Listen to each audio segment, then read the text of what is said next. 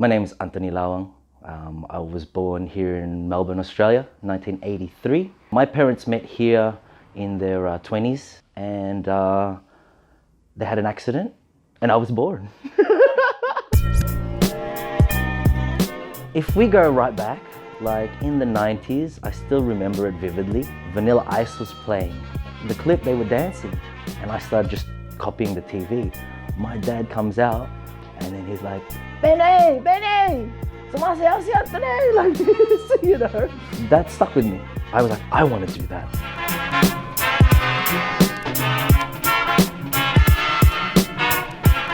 Maybe when I was 14, 15, I took a test and I got into Melbourne High School. I think because of this, feeling of not being happy where I was, I ended up quitting year 12. I just stopped going to school. I just stayed at home to the point where my mum got really angry and she sent me out. If I could sort of paint a clearer picture of how depressed I was in bed for like a month.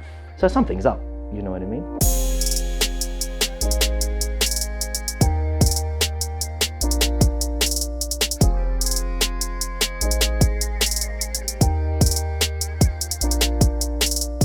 That was tough.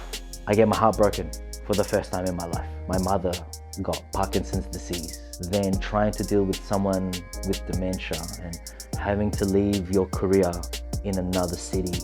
It's adversity after adversity after adversity.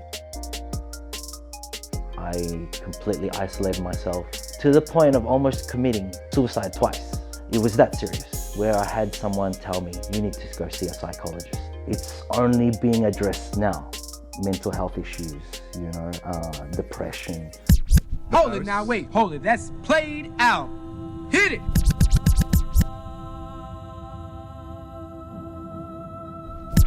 I think there's something about any form of self-expression that requires a lot of physicality.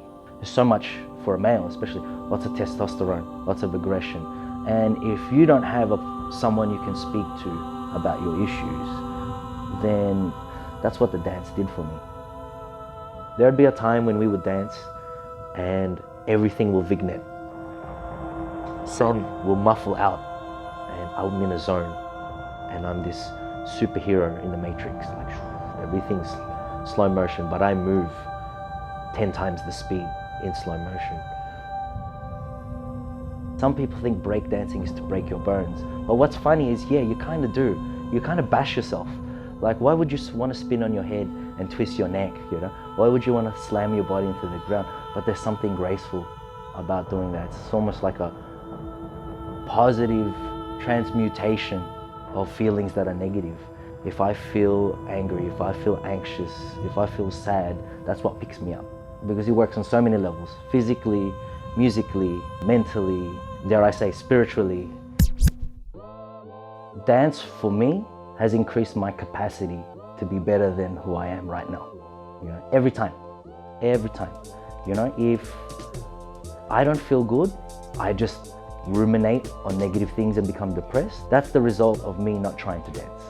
And so me continuing to teach dance again, I think what that does is it addresses issues to help them build their capacity to become better. I've got students with ADHD. My class isn't about everybody doing things perfectly. It's about them being themselves. The kid's got ADHD, it's not my job to discipline him. That's not my job. My job is to make sure that he can get all of that energy out. I'm gonna go from head spin to chair freeze, and then I'm gonna go up and top rock. Then I'm gonna look at someone looking at me and be like, what are you looking at? And then do my best move afterwards, That's probably what this ADHD kid is thinking. And then mind you, he's then gonna run across the table and then do a backflip off it, and then go like this.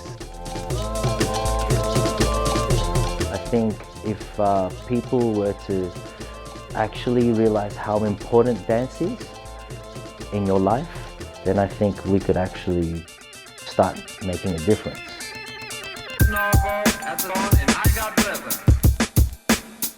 I